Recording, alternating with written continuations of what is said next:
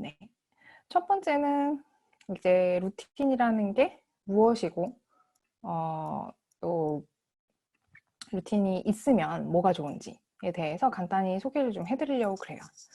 루틴이라는 거는 우리가 일과라고 보통 번역을 하는데, 우리 가족이 이제 이 집에 사는 사람들이 어떻게 이 24시간을 구성하느냐에 대한 내용이에요.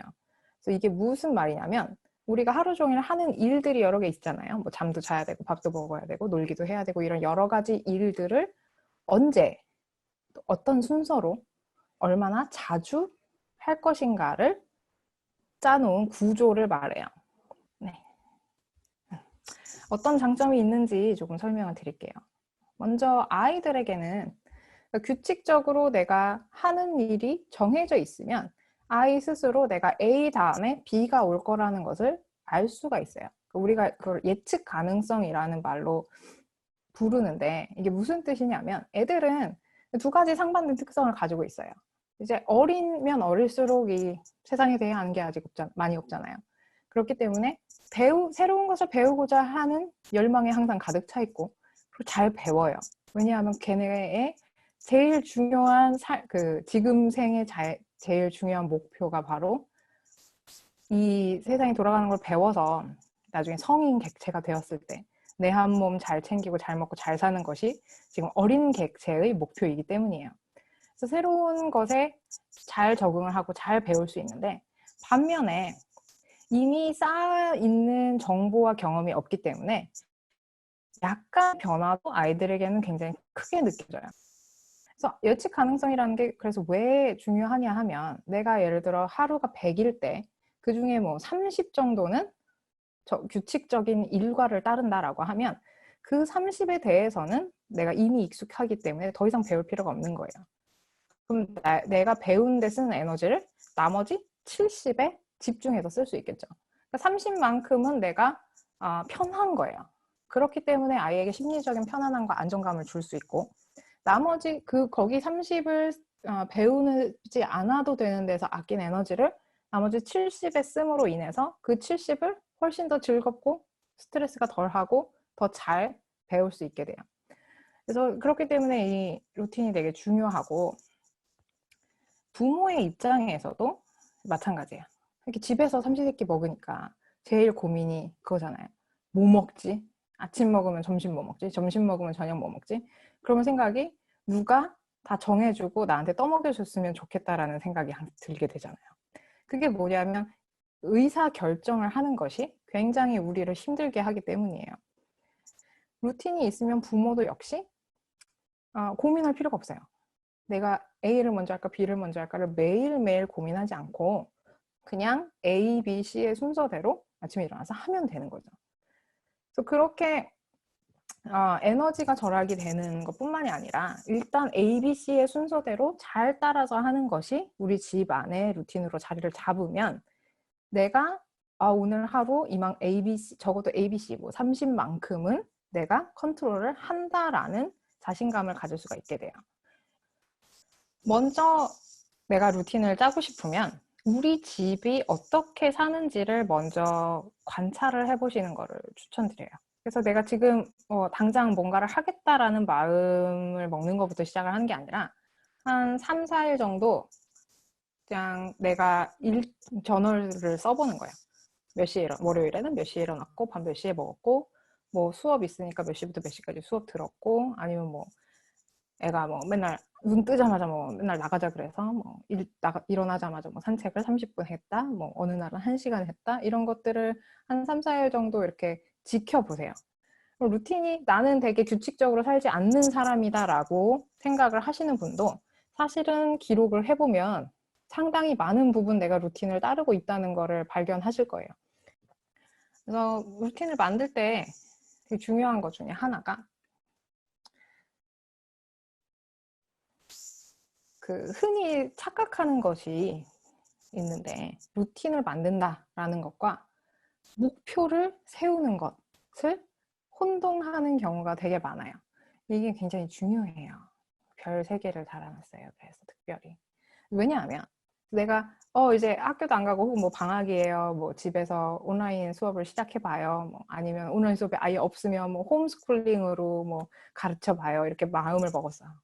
그래서 이제 나도 루틴을 짜야지라고 하면 갑자기 전에 없던 무언가 대단한 목표를 세우기 시작해요. 그러니까 루틴이라는 것은 아까 말씀드린 것처럼 내가 하는 행동들에 어떤 일련의 질서가 있는 거예요. 그래서 예를 들어 씻는다라는 하나의 행동의 카테고리가 있다면 뭐 이도 닦아야 되고 뭐 세수도 해야 되고 머리도 감아야 되고 샤워도 해야 되고 뭐 옷도 뭐 갈아입어야 되고 뭐 여러 가지가 있잖아요. 그러니까 그것을 잘 생각해서 순서를 정하는 거예요. 나는 제일 먼저 이를 닦아야지.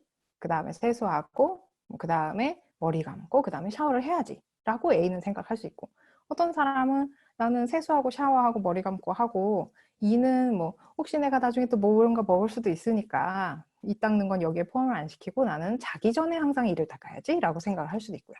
그래서 내가 가지고 있는 행동들의 시퀀스를 부여하는 거예요. 그것을 우리가 루틴이라고 하는데, 갑자기 그래서 내가 씻는 것의 루틴을 만들어 보세요. 한번 만들어 봐야겠다라고 앉아서 딱 생각을 하면 갑자기 막 내가 여태까지 하지 않았던 나는 1인 1팩을 막 해야겠다. 일주일에 2번 나를 위해 30분간 반신욕을 하면서 음악을 듣는 막 우아한 시간을 가져야겠다. 이런 것을 쓰기 시작해요. 그래서 그거를 오늘부터 해야겠다라고 하면 보통 실패하죠. 지금 마음을 먹어서 내가 지금부터 될 것 같았으면 이미 지금까지 그렇게 살아왔을 거예요. 지금까지 여태까지 살아오지 않은 것을 바로 추가를 하면 당연히 잘 안 돼요. 그러니까 이미 내가 있는 거, 그리고 꼭 해야 되는 것들을 먼저 정리를 하는 것부터 최소한으로 시작을 하는 게 좋아요. 그러면 그 최소한도에 적합한 게 뭐냐? 보통 아침 일어나서 꼭 해야 되는 일들이 보통 있잖아요. 뭐 또 옷도 갈아입어야 되고 또 뭐 양치도 해야 되고 아침 밥도 먹어야 되고 뭐 이런 것들이 있으면 그거를 몇 시에 어떤 순서로 할 건지, 그리고 예를 들어 아기가 어려서 그걸 다 엄마 아빠가 도와줘야 된다면 뭐 이거는 엄마가 하고 이거는 아빠가 하고, 혹은 뭐 아침 시간은 무조건 뭐 전부 다 아빠가 한다거나 전부 다 엄마가 한다거나 이렇게 누가 그것을 담당할 건지 그런 것들을 정리를 해두시는 거예요. 비슷한 게 밤에 저녁 먹고부터 뭐 자기 전까지, 그래서 몇 시에 잘 건지 몇 시에 일어날 건지도 좀 이렇게. 그 다음에 보통 픽스되기가 편한 게 이제 식사 시간을 아침 몇 시, 점심 몇 시, 저녁 몇 시에 먹고, 혹은 뭐 중간에 간식 필요하다면 그 간식을 어느 정도 시간대에 집어넣는 게 좋은지, 뭐 공부를 하면서 먹을 건지 아니면 뭐 아침에 할 일 다 끝나고 간식을 먹을 건지, 뭐 이런 것들을 조금 조율을 해보는 거예요. 그 다음에 고려해야 될 것은 이제 시간이 꼭 정해져 있는 것들. 그러니까 예를 들어 저희는 아침 8시 15분에 매일 클래스 미팅이 줌으로 있어요. 구글로 있어요. 그거는 8시 15분에서 30분까지 15분을 한다는 게 이미 정해져 있으니까 내가 바꿀 수 없잖아요. 그거는 일단 픽스 해놓고, 혹은 뭐 아빠가 뭐 무슨 요일에는 아침 일찍 미팅이 있다. 그러면은 그거에 맞춰서 뭔가 상황이 달라지는 게 있어야 된다면 이제 그것도 표시를 해놓고.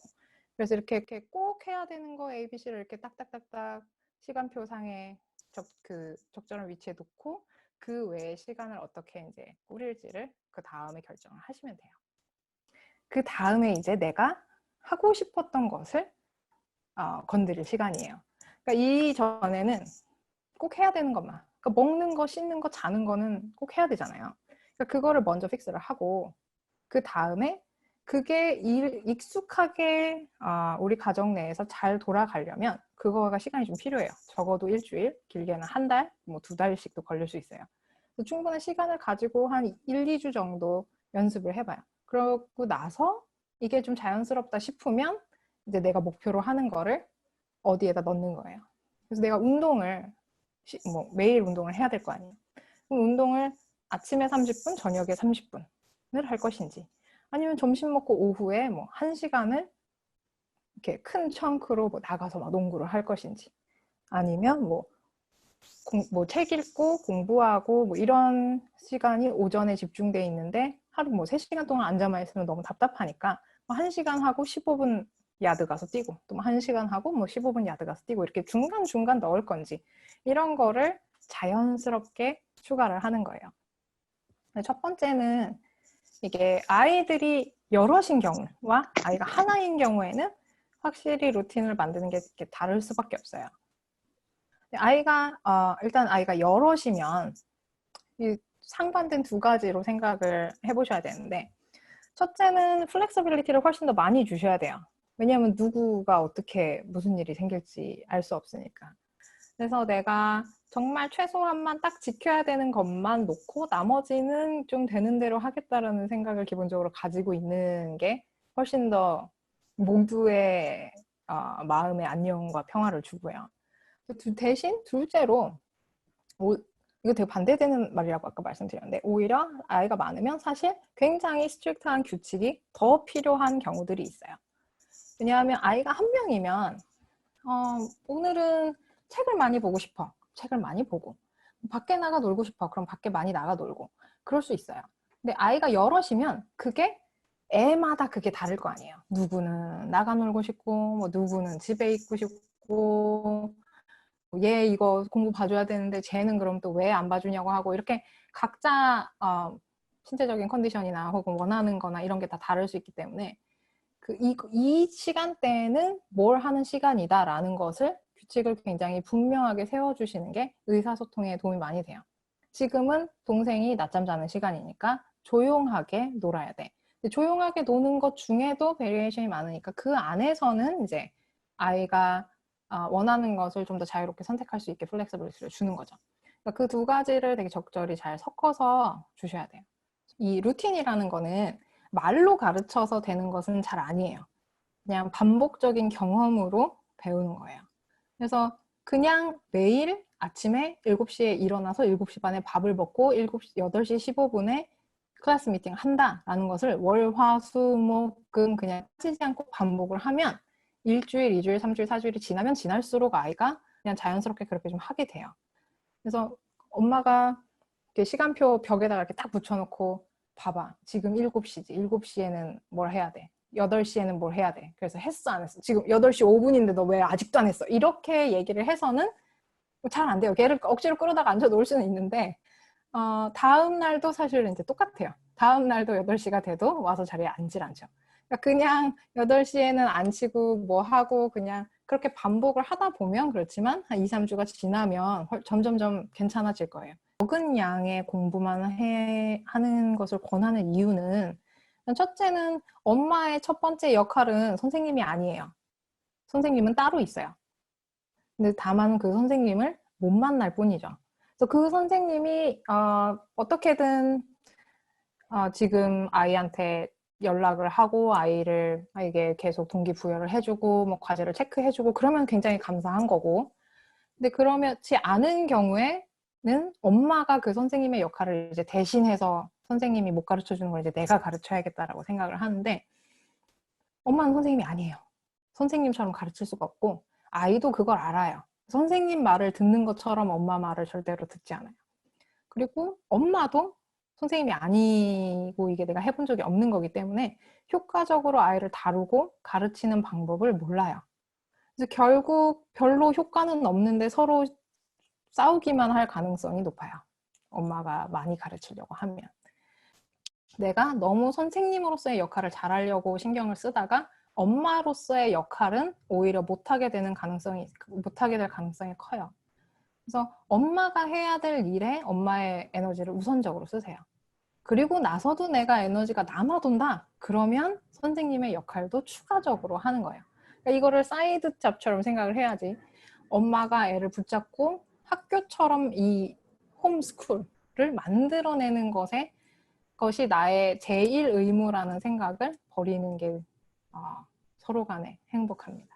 그래서 엄마가 그래도 내가 손 놓고 있기는 좀 뭐하고 최소한으로 해야겠다라고 한다면 아이한테 과제를 주실 수는 있어요. 줄 수는 있는데 그냥 이 과제를 내가 얘를 시킨다라고 생각하기보다는 30분의 어떤 테이블 시간이다라고 이 시간을 세팅하는 걸로 조금 생각을 바꿔서 하시면 좋아요. 그래서 어떤 날은 두 장을 풀 수도 있고 어떤 날은 두 장을 풀지 않을 수도 있지만 어쨌든 우리가 공부에 전념하는 시간을 그냥 따로 떼어두는 거예요.